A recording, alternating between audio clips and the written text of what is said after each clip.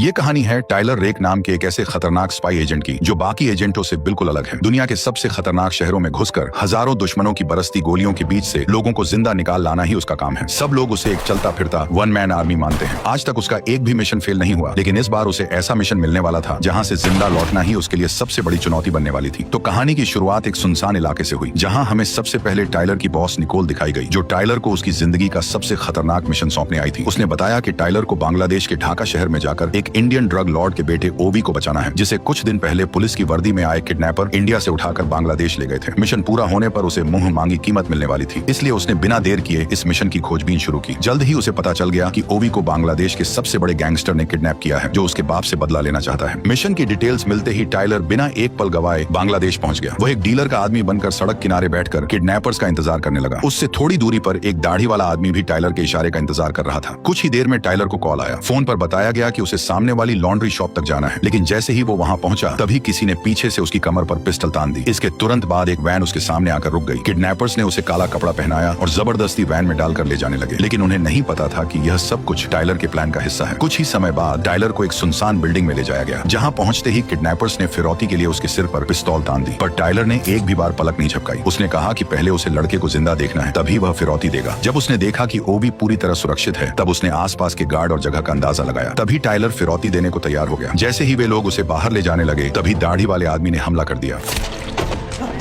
मौका पाते ही टाइलर ने दूसरे किडनैपर को भी मार गिराया। इसके बाद उसने अपने हाथों की रस्सी तोड़ दी। उस समय गार्ड्स को अभी तक एहसास नहीं था कि उनकी मौत का समय आ चुका है। अचानक दरवाजे पर जोरदार दस्तक हुई। जैसे ही किडनैपर दरवाजा खोलने के लिए आगे बढ़ा, तभी टाइलर ने बिना झिझक ट्रिगर दबा दिया।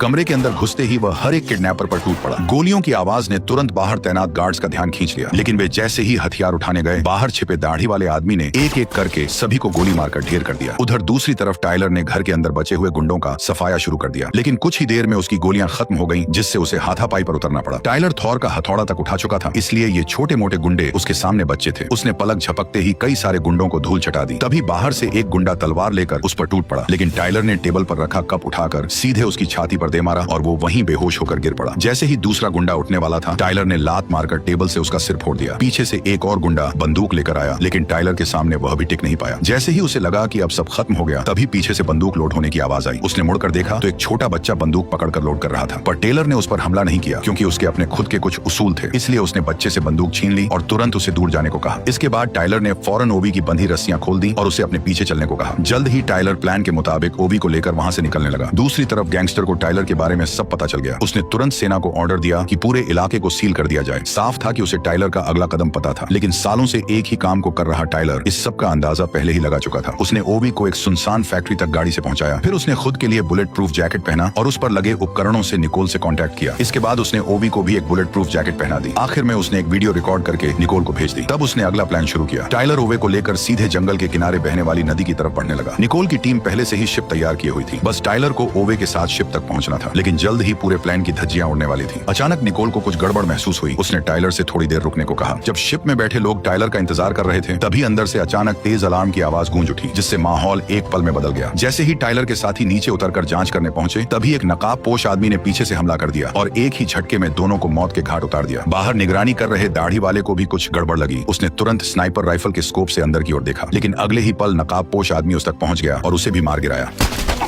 अब उसका अगला निशाना टाइलर था। ठीक उसी पल पुलिस ने शिप को ट्रैक कर लिया। निकोल ने तुरंत ये खबर टाइलर तक पहुंचा दी। खबर मिलते ही टाइलर फौरन ओवे को लेकर वहां से भागने लगा। तभी नकाबपोश आदमी की नजर उस पर पड़ गई और उसने बिना देर किए अंधाधुंध गोलियां बरसानी शुरू कर दी। लेकिन जैसे ही टाइलर एक चट्टान के पीछे रुका, तभी नकाबपोश आदमी ने अपना नकाब हटा दिया और सच सामने आया कि नकाबपोश कोई और नहीं बल्कि ओबी के पिता का आदमी सायू था, जो बिना किसी को खबर दिए ओबी को बचाने आया था। सायू जोर से चिल्लाया कि ओबी तुरंत उसके पास आ जाए। आवाज सुनते ही ओबी उसे पहचान गया, लेकिन जैसे ही वह उसकी ओर बढ़ने वाला था, टाइलर ने उसे पकड़ रोक लिया, क्योंकि इसके पीछे दो वजह थी। पहली ये कि ओबी अब उसके लिए एक कीमती इनाम था, और दूसरी ये कि वह नहीं चाहता था कि जिसे वह मौत के मुंह से निकाल कर लाया था अब फिर से खतरे में पड़े। इसलिए टाइलर ने बिना देर किए एक ग्रेनेड फेंका, जिससे सायू की नजर कुछ पल के लिए धुंधली पड़ गई। इसी मौके का फायदा उठाकर वह ओबे को लेकर भागा और उसी फैक्ट्री के पास पहुंच गया। वहां से उन्होंने तुरंत कार उठाई और बिना देर किए तेज रफ्तार में भागने लगे। लेकिन कुछ ही दूरी पर सामने अचानक दो पुलिस गाड़ियां आकर रास्ता रोककर खड़ी हो गई। टाइलर ने तुरंत गाड़ी रिवर्स की, तेजी से पीछे हटते हुए उसे घुमाया और दूसरी दिशा में मोड़ दी। इसी दौरान डॉन सायु भी उनका पीछा करते हुए वहां पहुंच गया। टाइलर को देखते ही उसने एक पुलिस गाड़ी छीन ली और उनका पीछा शुरू कर दिया। तभी मौका देखकर ओवी कार से उतरकर सायु के पास जाने की कोशिश करने लगा, लेकिन टाइलर ने उसे रोकते हुए बताया कि उसके पिता ने उसे बचाने के लिए पैसे दिए हैं और अब उनके ही आदमी का अचानक सामने आना किसी गड़बड़ की ओर इशारा कर रहा है। उसे शक हुआ कि शायद उसके पिता ने ही उसे धोखा दे दिया है और यहाँ तक पुलिस भी किडनैपर्स के साथ मिली हुई है। इसलिए टाइलर ने निकोल के बताए रास्ते पर गाड़ी मोड़ दी और वहाँ से निकलने की कोशिश करने लगा, लेकिन पीछा कर रही पुलिस गाड़ियां लगातार बढ़ती जा रही थी और वे बार बार उसकी गाड़ी को टक्कर मार रही थी। इसी बीच सायु ने पुलिस पर ही गोलियां चलानी शुरू कर दी और एक एक करके पीछा कर रही गाड़ियों को रोक दिया। लेकिन टाइलर के लिए हालात और भी खराब हो गए, क्योंकि आगे का रास्ता पहले से ही पुलिस ने ब्लॉक कर रखा था। अब वह चारों तरफ से घिर चुका था। आखिरकार उसने गाड़ी रिवर्स में डाली और पीछे खड़ी सायु की गाड़ी से भड़का दी। अचानक हुई टक्कर से सायु अपना कंट्रोल खो बैठा। दूसरी तरफ वहां पहुंचे बाकी पुलिस वालों ने उसे नजरअंदाज कर दिया और सीधे टाइलर को ढूंढने निकल गए। इस वक्त वे एक छोटे से इलाके में थे जहां चारों तरफ तंग गलियां फैली हुई थी, इसलिए कुछ ही पलों में टाइलर और ओवी नजरों से ओझल हो गए। भागते भागते अचानक टाइलर एक पुलिस वाले के सामने आ गया। पुलिस वाला कुछ समझ पाता उससे पहले ही टाइलर ने उसकी गर्दन पर वार किया और उसे वहीं खत्म कर दिया। इसके बाद उसने ओवे को अपने पीछे कर लिया, लेकिन जैसे ही वे आगे बढ़े तभी अचानक कई पुलिस वाले उसके सामने आ गए, लेकिन वे सभी टाइलर को रोक पाए इतनी उनमें दम नहीं थी। टाइलर ने एक साथ सभी को ढेर कर दिया, लेकिन एक पुलिस वाला मौका देखकर तुरंत ओवे की तरफ दौड़ पड़ा। ओवे यह देखकर भागने लगा, तभी सामने से एक और पुलिस वाला आ गया। वह तेजी से मुड़कर पास के एक घर में घुस गया और पीछे के दरवाजे से बाहर निकल गया। उसके पीछे पीछे पुलिस वाला भी भागता हुआ बाहर आया, लेकिन बाहर निकलते ही टाइलर ने उसे गोली मारकर खत्म कर दिया। इसके बाद टाइलर ओवे को लेकर वहां से निकलने लगा, लेकिन तभी चार और पुलिस वाले सामने आ गए। टाइलर ने कवर लेते हुए उन सबको भी मार गिराया। तभी उसने नीचे की ओर देखा और उसे समझ आ गया कि पुलिस ने उन्हें चोरों ओर से घेर लिया है। यह देखकर वह तुरंत ओवे को लेकर छत की तरफ भागा, लेकिन ऊपर पहुंचते ही उसने देखा कि आसमान में हेलीकॉप्टर भी नजर रख रहे हैं, इसलिए दोनों तुरंत वापस नीचे उतरने लगे। लेकिन जैसे ही वे दूसरी मंजिल पर पहुंचे तभी वहां अचानक सायु फिर से सामने आ गया, जिससे दोनों के बीच जबरदस्त भिड़ंत हो गई और लड़ते लड़ते दोनों ऊपर से नीचे गिर पड़े। उठते ही दोनों दोबारा एक दूसरे से भिड़ गए। आसपास खड़े लोग इस लड़ाई को ऐसे देख रहे थे जैसे यह उनके लिए कोई नई बात न हो। इसी बीच टाइलर धीरे धीरे सायु पर हावी होने लगा, लेकिन तभी अचानक एक कार आ गई।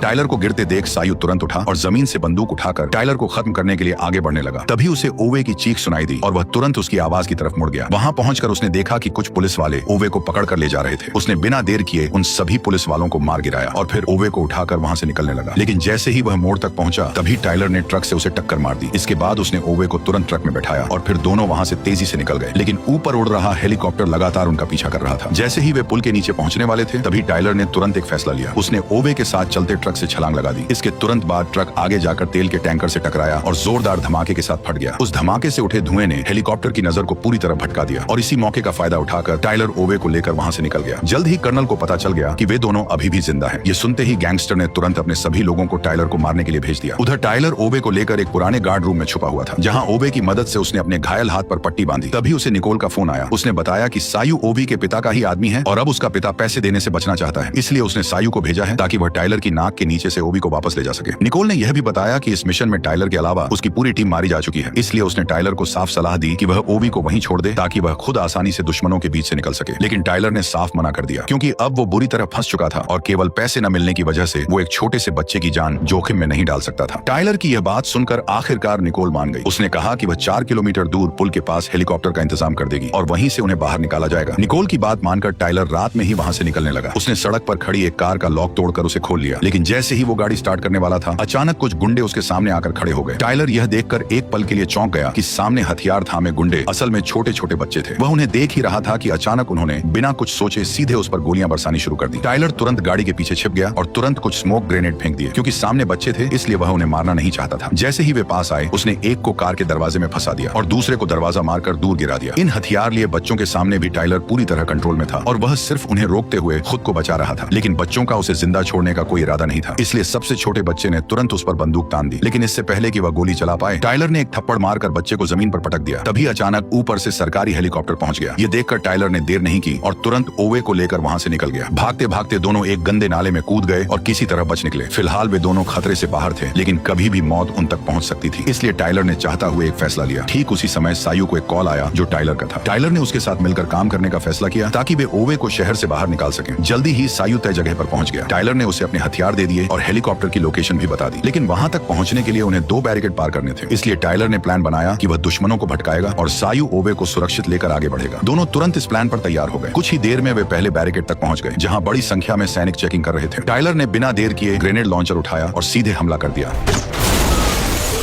हमले की वजह से सैनिकों का ध्यान टायलर पर चला गया, जिससे दोनों तरफ से जबरदस्त लड़ाई शुरू हो गई। इसी मौके का फायदा उठाकर सायु गाड़ी लेकर तेज रफ्तार में बैरिकेड पार कर गया, लेकिन टायलर अभी वहां से निकल भी नहीं पाया था कि तभी नीचे खड़े सैनिकों ने रॉकेट लॉन्चर तैयार कर लिया।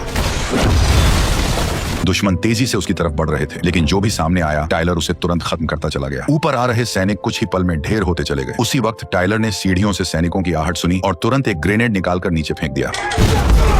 उधर सायु ओवे को लेकर दूसरे बैरिकेड तक पहुंच चुका था, लेकिन सामने भारी भीड़ और ट्रैफिक देखकर साफ था कि गाड़ी लेकर निकलना नामुमकिन है। इसलिए उसने गाड़ी छोड़कर भीड़ के बीच से निकलने का फैसला किया। वह धीरे धीरे लोगों के बीच चलते हुए आगे बढ़ने लगा, लेकिन बीच रास्ते में एक दाढ़ी वाले सैनिक की नजर उस पर पड़ गई। वह उसे पीछे से आवाज देता रहा, लेकिन सायु ने ऐसे दिखाया जैसे उसने कुछ सुना ही नहीं हो और वह लगातार आगे बढ़ता गया। जैसे ही वो भीड़ वाले इलाके से थोड़ा बाहर निकला, तभी उसने पीछे मुड़कर हालात का अंदाजा लिया, क्योंकि अब पकड़े जाने पर भी निकलने का मौका था। उसने तुरंत सैनिकों की पोजीशन पर नजर दौड़ाई और दिमाग में हमला करने का पूरा प्लान बना लिया। जैसे ही ओवी ने अपने सिर से टोपी हटाई, तभी अचानक सायु ने बंदूक निकालकर सैनिकों पर हमला बोल दिया। गोलियों की आवाज से चारों तरफ अफरा तफरी मच गई और सायु ओवे के साथ कार के पीछे छुप गया। सैनिक तेजी से दोनों की तरफ बढ़ने लगे। तभी सायु बाहर आया और सैनिकों को आगे बढ़ने से रोकने लगा। उसने एक एक करके कई सारे सैनिकों को मार गिराया। फिर उसने एक ग्रेनेड निकाला और सही मौके देखकर सैनिकों की ओर फेंक दिया।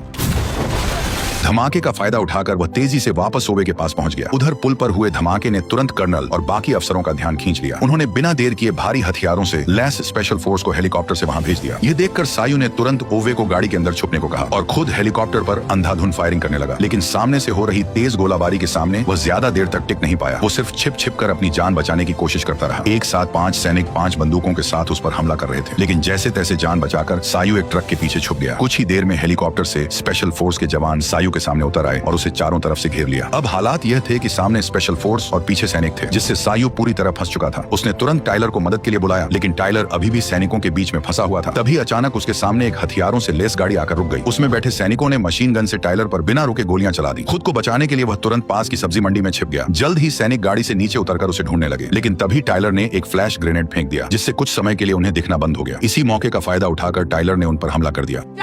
बाहर निकलते ही टायलर ने मशीन गन पकड़े सैनिक को मार गिराया, फिर 2 ग्रेनेड गाड़ी के अंदर डालकर वहां से दूर निकल गया।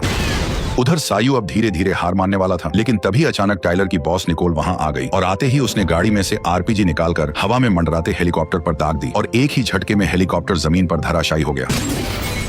ठीक उसी पल टायलर दूसरे बैरिकेड तक पहुंच गया, जहां उसने एक एक करके पुल पर खड़े सैनिकों को सटीक निशाने से मार गिराया। जल्द ही टायलर को ओवे की पोजीशन का पता चल गया, इसलिए वो पुल के किनारे से आगे बढ़ते हुए आसपास बचे हुए सैनिकों को मारने लगा। जबकि सायु पुल के बीच में फंसा हुआ था, उसके पास अब सिर्फ एक पिस्तौल बची थी। फिर भी वह जैसे तैसे कई सारे सैनिकों को ओवे के पास पहुंचने से रोकता रहा, लेकिन अगले ही पल एक स्नाइपर की गोली सीधे उसके सिर में जा लगी।